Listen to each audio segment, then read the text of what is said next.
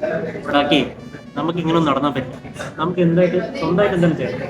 നിങ്ങൾക്ക് ജോബിന് full form എന്ന് പറയും ജോയിനിങ് അതേഴ്സ് ബിസിനസ് ആണ്. അപ്പോൾ നമുക്ക് സ്വന്തമായിട്ട് തന്നെ ബിസിനസ് തുടങ്ങിയാലേ നമുക്ക് എന്തായാലും മുന്നേറാൻ പറ്റുള്ളൂ. പിന്നെ തേങ്ങയാണ്. നിനക്ക് MOD എന്ന് പറഞ്ഞാൽ എന്താണെന്ന് അറിയാം? എന്താണ്? Mind your own business. അതുകൊണ്ട് നമുക്ക് നമ്മുടെ സ്വന്തമായിട്ടൊരു ബിസിനസ് തുടങ്ങാം. അതല്ലേ ഞാനും പറഞ്ഞു. പറ്റുള്ളൂ അല്ലേ ജി? ശരിയാ. എന്നാലും നമ്മൾ എന്ത് ബിസിനസ് തുണിക്കട തുടങ്ങാൻ പറ്റില്ല, പാത്രക്കട തുടങ്ങാൻ പറ്റില്ല, വേറെന്താ ഹോട്ടലോ അതും പറ്റില്ല. ഹോട്ടലൊക്കെ തുടങ്ങിയാൽ കൂട്ടി ഇവിടെ ഉള്ള നാട്ടിലുള്ള ഒരുത്തിനും ഒന്ന് പുറത്തുനിന്ന് കഴിക്കും, എല്ലാം വീട്ടിൽ നിന്ന് കഴിച്ച്. അതുകൊണ്ട് ഹോട്ടലൊക്കെ തുടങ്ങിയാൽ ഭയങ്കര കൂട്ടിപ്പോകണം. കോഴിക്കച്ചവടം തുടങ്ങാം. അല്ലെങ്കിലേ നമുക്കൊരു തട്ടുകട ഇട്ടാലോ?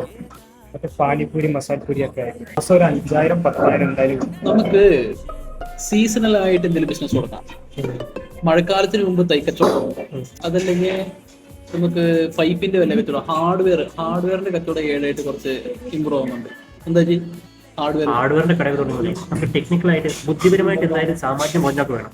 അത് ഇല്ലാതെ ശരിക്കും നമുക്ക് നീ പറഞ്ഞ സീസണലായിട്ട് വല്ല കരിമ്പുമാലോ ജ്യൂസോ അങ്ങനെ എന്തായാലും 3 ജ്യൂസ് കൂടെ ഇട്ടേക്കും. 3 പേര് മൂത്തൊക്കെ അടിപൊളി അടി എന്ത് ജ്യൂസ്. അല്ലെങ്കിൽ പിന്നെ കുലുക്കി തുടങ്ങിയാലോ? അതാണ് നിനക്ക് ശീലം. എന്റെ ഒരു 5 lakhs ഞാൻ തരാം. ഞാനിവിടാം 5 lakhs. എല്ലാരും ഇടാമെങ്കിൽ ഞാനിടാം.